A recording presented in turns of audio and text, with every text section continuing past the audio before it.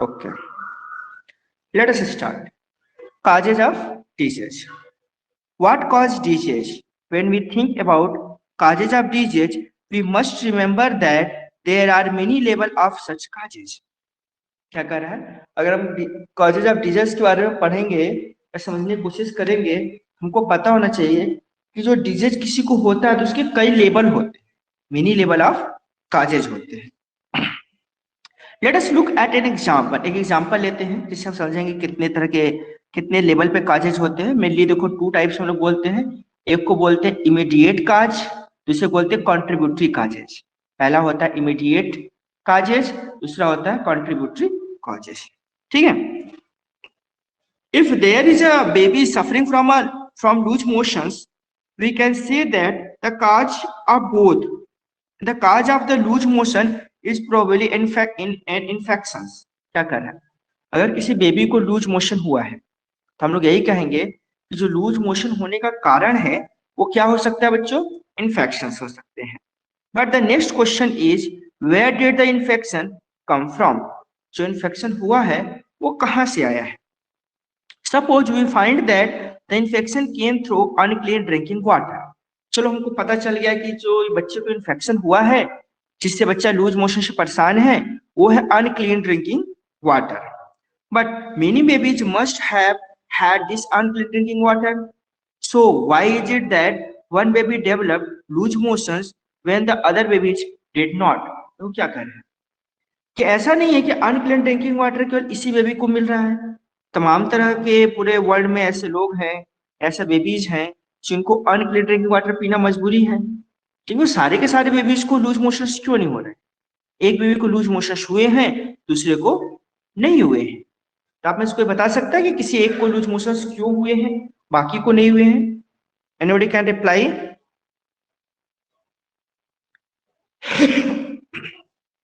ठीक है, देखो इसका आंसर होगा बच्चों हमारी इम्यूनिटी, जो हम आगे डिस्कस करेंगे कि इम्यूनिटी सिस्टम का स्ट्रांग होना या वीक होना ये कंट्रीब्यूटरी काज है। इन्फेक्शन तो किसी को भी हो सकता है, बैक्टीरिया आप तक पहुंच जाएगा, लेकिन बैक्टीरिया आपको डिजीज काज करेगा कि नहीं करेगा ये इस बात पे डिपेंड करेगा कि आपकी इम्यूनिटी सिस्टम कितनी स्ट्रांग है या वीक है। But the next question is where did the infection come from? Infection कहां से आया? Suppose we find the infection, अच्छा ये पहला हो गया ना unclean drinking water. What reason might be that this baby is not healthy?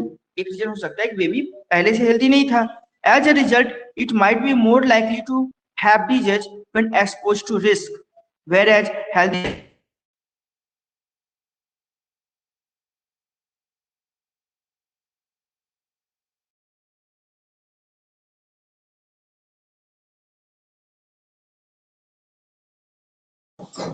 Sir आपकी आवाज नहीं आ रही है।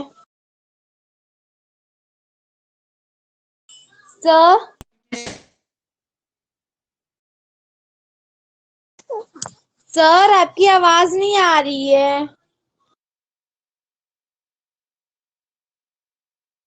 ठीक, so lack of good nourishment becomes a second cause of the disease.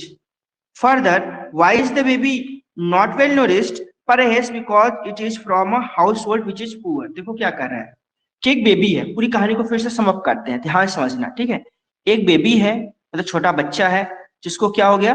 Loose motion हो गया। अब हम लोग ये जानने की कोशिश करेंगे उस बच्चे को लूज मोशन कैसे हुआ। हमको ये पता चला कि जो बेबी पानी पी रहा था वो अनक्लीन ड्रिंकिंग वाटर था, अनसेफ ड्रिंकिंग वाटर था जिसमें कुछ बैक्टीरिया थी जिसकी वजह से इस बच्चे को लूज मोशन हो गया। लेकिन नेक्स्ट क्वेश्चन है कि दूसरा बच्चा उसी के बगल में है, वो भी अनक्लीन ड्रिंकिंग वाटर पी रहा है लेकिन उसको लूज मोशंस नहीं हुआ। हम कंपेयर करेंगे ऐसा क्यों हुआ। हमको पता चला जिस बेबी को लूज मोशंस नहीं हुआ, जिस बेबी को बीमारी नहीं हुई, वो हेल्दियर बेबी था, स्वस्थ बच्चा था। क्यों? क्योंकि उसकी पूरी बॉडी अच्छे से फंक्शन कर रही थी, उसको अच्छा सा न्यूरिशमेंट मिला था। ठीक है, दूसरा बेबी जिसको डिजीज हो गया उसको प्रॉपर न्यूरिशमेंट नहीं मिला जिस वजह से उसकी इम्यूनिटी सिस्टम कमजोर हो गई।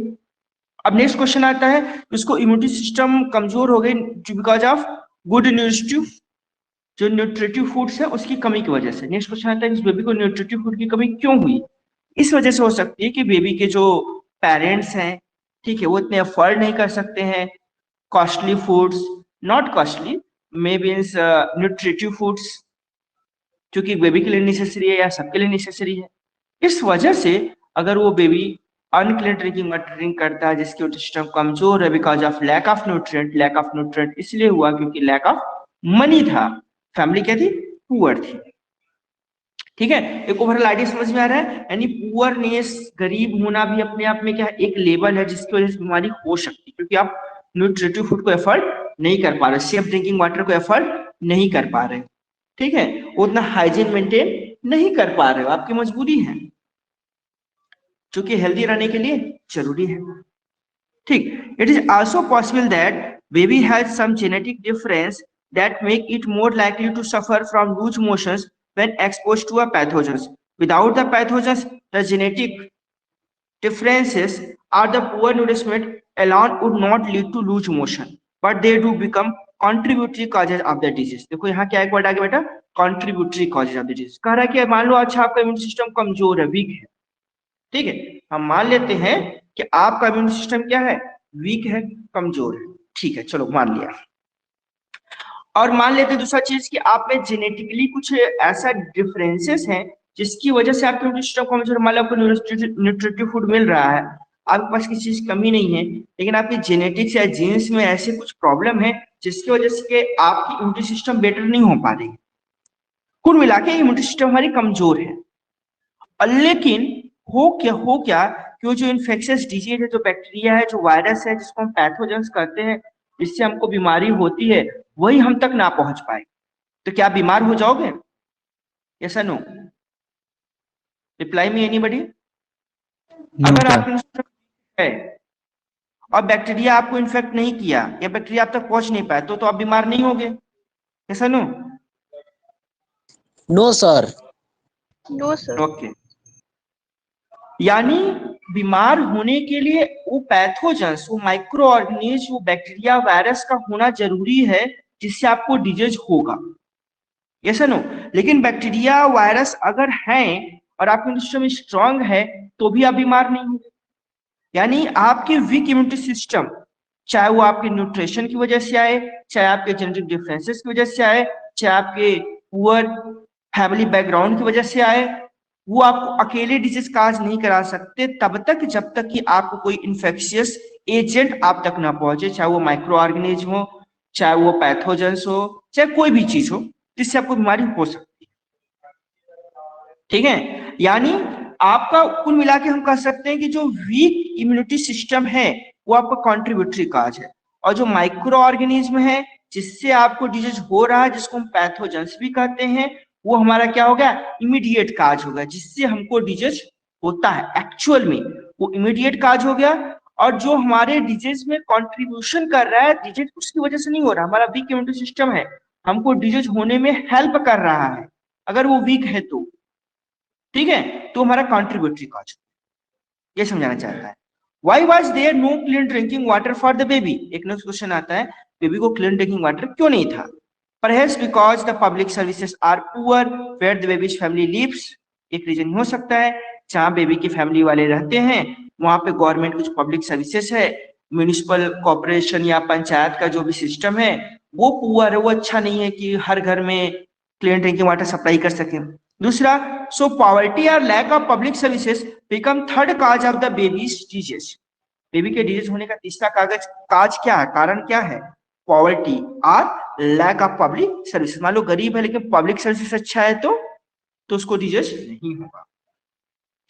It will now be obvious that all diseases will have immediate causes and contributory causes. Also, most diseases will have many causes rather than one single cause।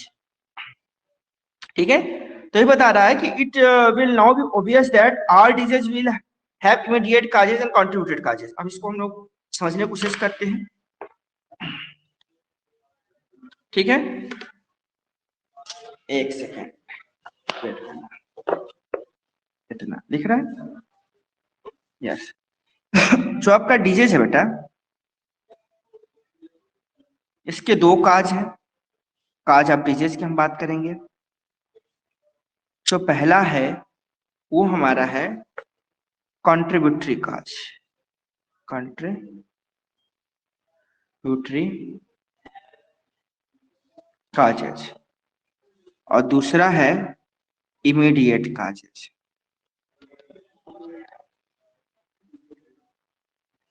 दिख रहा है? तो कंट्रीब्यूटेड कॉजेज मतलब क्या हो गया? Weak immunity system.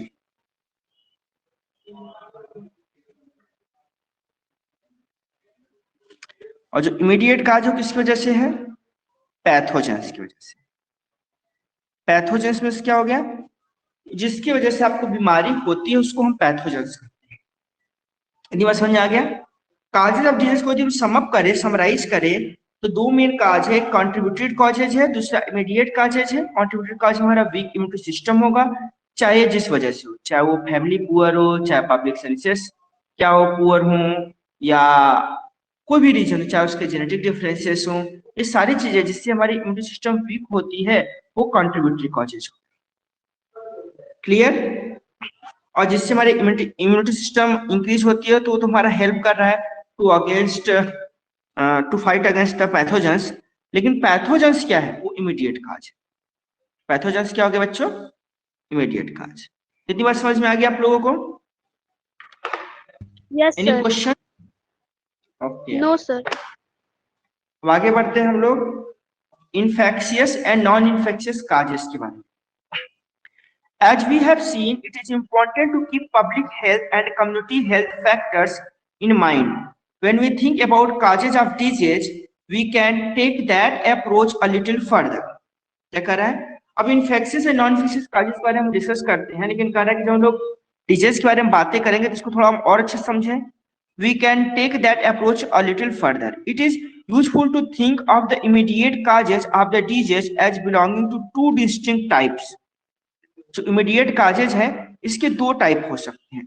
One group of causes is the infectious agent, mostly microbes और micro organism जो इन्फेक्शन फैलाते हैं। दूसरा क्या है? Disease where microbes are the immediate causes are called infectious disease. जहां माइक्रोब्स हैं, जहां पैथोजेंस हैं जो इमीडिएट काज करते हैं वो इन्फेक्शियस डिजीज कहे जाएंगे। मतलब जो कि हेल्दी पर्सन से अनहेल्दी पर्सन में, अरे अनहेल्दी पर्सन से या डिजीज पर्सन से हेल्दी पर्सन में ट्रांसफर हो जाए, वो डिजीज क्या कहा जाएगा? हमारा कहा जाएगा इन्फेक्शियस डिजीज। या जो कि माइक्रो ऑर्गेनिज्म से होते हो, जिसमें माइक्रो ऑर्गेनिज्म क्या हो? इमीडिएट काज हो, वो मेरा इन्फेक्शियस डिजीज हो जाएगा। ठीक है? तो लिखा है कि disease where microbes are the immediate causes are called infectious disease. इस लाइन को, इस स्टेटमेंट को आप लोग अपने बुक में अंडरलाइन कर लीजिएगा। ठीक है? अगर बुक आप लोग खोल के बैठे हैं तो disease where microbes are the immediate causes are called infectious disease. This is because the microbes can spread in the community and the disease they causes will spread with them.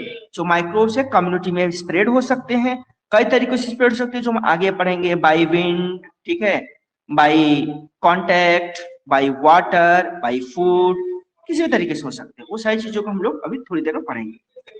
Things to ponder, ये क्या है? मतलब कुछ extra जानते हैं क्या होता है? आपसे क्वेश्चन पूछा है, do all disease spread to people coming in contact with a sick person? क्या जो दुनिया में जितनी भी बीमारियां हैं वो बीमार आदमी के कांटेक्ट में ही होने से होती है? यस और नो? रिप्लाई में डू ऑल डिजीज, यस। तो कौन से डिजीज ऐसे होते हैं जो सिक पीपल के कांटेक्ट में आने से नहीं होते लेकिन वो डिजीज होते हैं? जैसे एग्जांपल, इसका एग्जांपल दो। क्या बेटा? Organ failure. आर्गन फेल्योर, चलो मान लिया कि आर्गन फेल्योर होगा किसी का तो वो दूसरे का आर्गन फेल्योर तो करा नहीं पाएगा। ठीक है, लेकिन आर्गन फेल्योर होना अचानक से तो होगा नहीं। कोई एक्सीडेंट हुआ होगा, कोई उसका पहले से कोई कारण चल रहा होगा, उस ऑर्गन में कोई ना कोई बीमारी रही होगी, तब ना जाके आर्गन फेल्योर करता है। कि अचानक सडन से आर्गन फेल्योर करेगा? या तो कोई एक्सीडेंट हो, आर्गन डैमेज हो जाए, तो वो हो सकता है। तो ठीक है, और भी बेटर एग्जांपल दे सकते थे, आगे हम लोग उसके बारे में डिस्कस करेंगे। ठीक, what are the disease that are not spreading?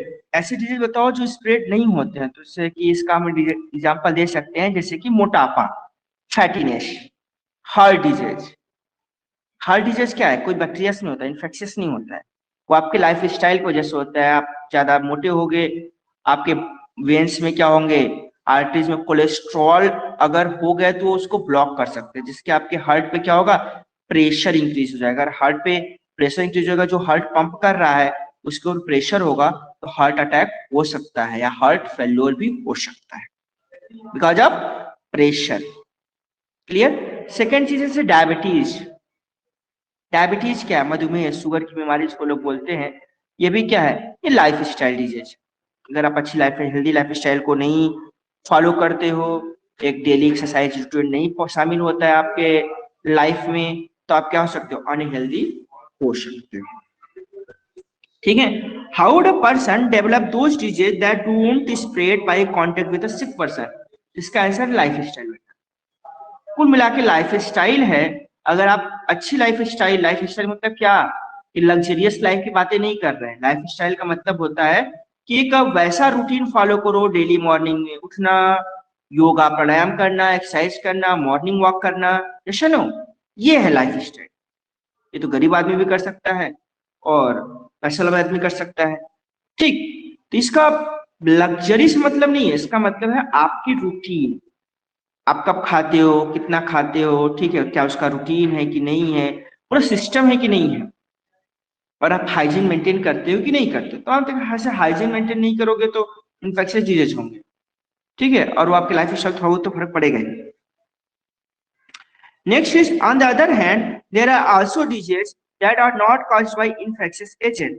There causes very but they are not external causes like microbes that can spread in the community. ठीक है, instead they are mostly internal non infectious causes.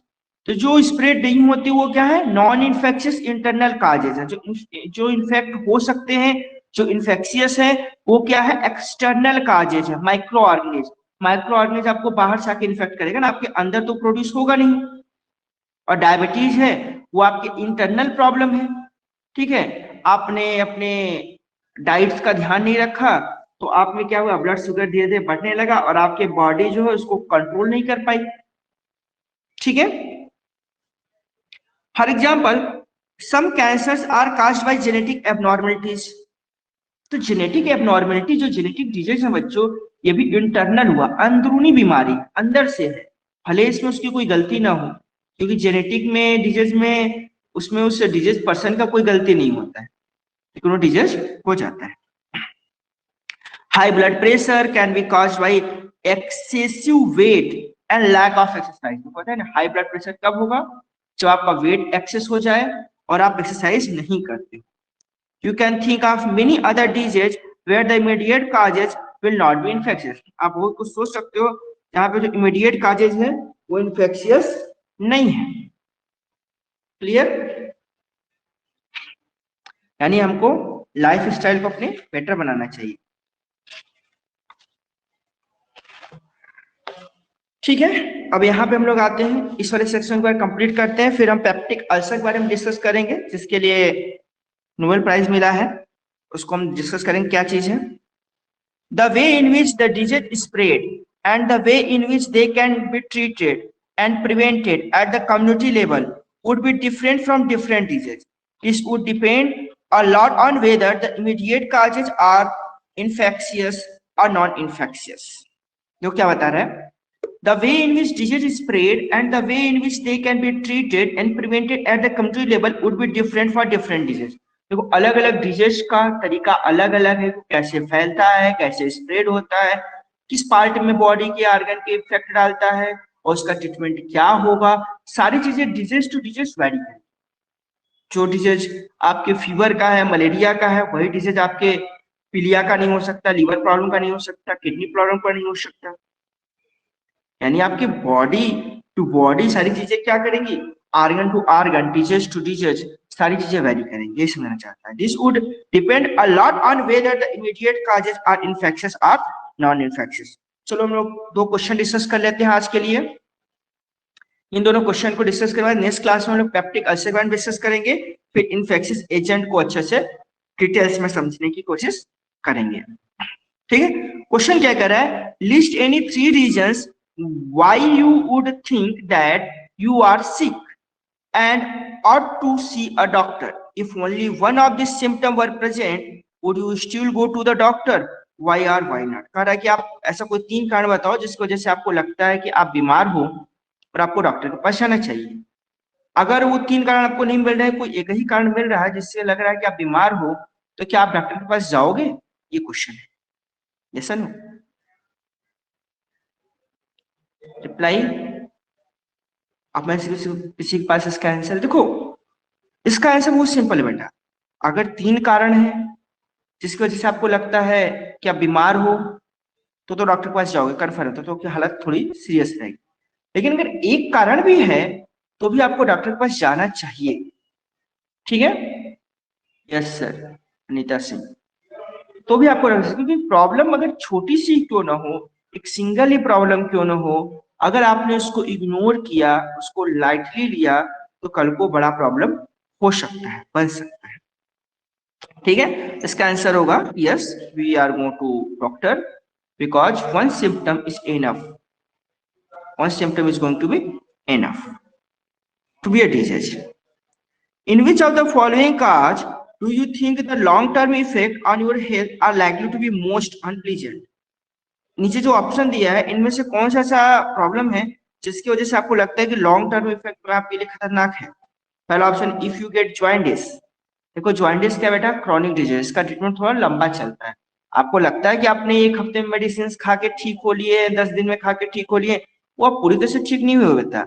आपको doctor precautions के लिए कहता है कि आपको बाहर के खाने नहीं खाने हैं, ज्यादा ऑयली मसाला नहीं खाने हैं, यदि आपके लीवर में कोई प्रॉब्लम है तो सिंपल सादा खाना है, और ऐसी लाइफ स्टाइल थोड़े लंबे टाइम तक आपको स्पेंड करनी पड़ेगी, तब जाकर के आप रिकवर होगे। ठीक है? तो ये जो जॉइंडिस है किस तरह का डिजीज है? क्रॉनिक डिजीज है। तो ये आपके ओवरऑल हेल्थ पे क्या डालेगा? इफेक्ट डालेगा। इफ यू गेट लीश, तो लीश क्या है? मतलब ये तो जुआ है, ये लॉन्ग टर्म इफेक्ट नहीं है। ठीक है? इसको अपना साफ सर सफाई। यस। सर जिसको शुगर होता है वो भी उसका भी लंबे टाइम तक चलता है ना? हाँ बेटा, उसका लंबे टाइम तक चलता है, कभी कभी तो ठीक ही नहीं होता है शुगर। जैसे मेरे फादर को भी शुगर है, तो 15-20 साल से दवा खा रहे हैं और अभी वो रोज उसकी मेडिसिन लेते हैं। क्लियर? तो ये डायबिटीज ऐसा है कि एक बार जब हो जाता है तो जल्दी जाता नहीं, क्योंकि हार्मोनल प्रॉब्लम है ना।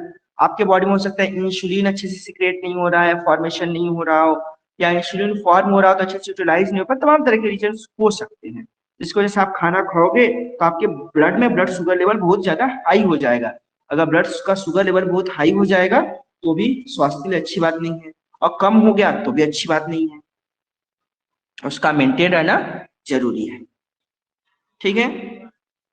तो शुगर जैसी बीमारी को, डायबिटीज जैसी प्रॉब्लम्स को ठीक करने के लिए काफी ज्यादा मेहनत करनी पड़ती है, मेडिसिन के साथ साथ योगा, मेडिटेशन एंड आपको सबसे ज्यादा जरूरी, डॉक्टर सजेस्ट करता है कि आपको परहेज करना है।